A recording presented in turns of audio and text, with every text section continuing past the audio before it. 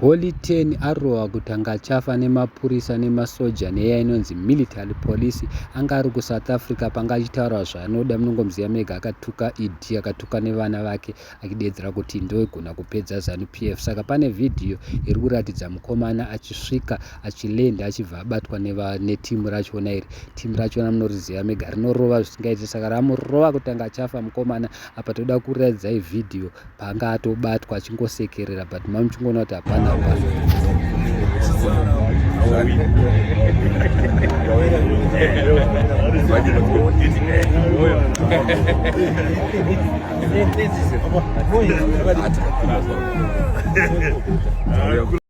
I'm sure mazvionerawo mega video zvinonzi read between the lines. Mukomana abva atobatwa netimu racho ramutora rikaenda naye kumabarracks kana muzvambura zvisingaite. Munongovaziva vanhu ava vanorova zvisingaite. Vanhu veZANU-PF havadi kudzwa chokwadi, but chimwe chinhu chiri kushamisa vanhu, chiri kutishambisa ndechekuti mukatarisa mukomana kurohwa kwaaitwa abva aita inonzi public apology. Mukatarisa pana mavhidhiyo yaHoly 10 iri kutenderera all over social media achikumbira ruregerero. Ari kuti iye ndanchida kukuratidzai kuti ZANU-PF nyange ukaituka hapana zvainokuita, havambofi vakakubata, havambofi vakakusunga, but that one is a lie inhema yega yega. Mukomana ari kukumbira ruregerero nenyaya yekuti arohwa akathreatenwa. Zvikanzi zvauri kutaura zvinourayisa. Munoziva mega pane mavhidhiyo akawanda akabuda nezuro vanhu veZANU-PF vahombe vachidedzera kuti mukomana waye akufarisa ngaatambire kwake, kwaakutambira uku kunonyudza. Haumbofi wakashoropodza ZANU-PF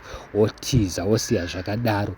Anga ari kuSouth nemunozviziva, saka apa panga achingobva kusvika achiti akangwara mukomana adedzera kuti iye ane pfuti anogona kungopfura vanhu vevana vaMnangagwa vanenge achituma. So handizivi guys unoti kudini nazvo, but nyaya iripo ndeyekuti the guy arohwa kuti anga achafa akakumbira ruregerero. Zvikanzi alright, kana kuri kuti urida kukumbira ruregerero enda unoita inonzi public apology. That is why muchiona public apology yacho yakazara everywhere, ende naye abva aiposta kuchaneli kwake. Ndo zvavabvumirana neZANU-PF Idi timu yevarakashi vachidedzera kuti mufana wanga wakufarisa, wanga wakutambira kunonyudza. Saka isusu kada kuti tikuregerere, buda pachena uudze vanhu zvese uchitaura kuti chichi nechi. But tozviziva tega kuti ZANU-PF yagara kana ukataura zvakashata unotobatwa kunyangirwa chaiko kana kutotsakatika. Saka apa pasemufana anenge ane influence anozikanwa nevanhu vangoti alright, since iwe uri munhu wevanhu,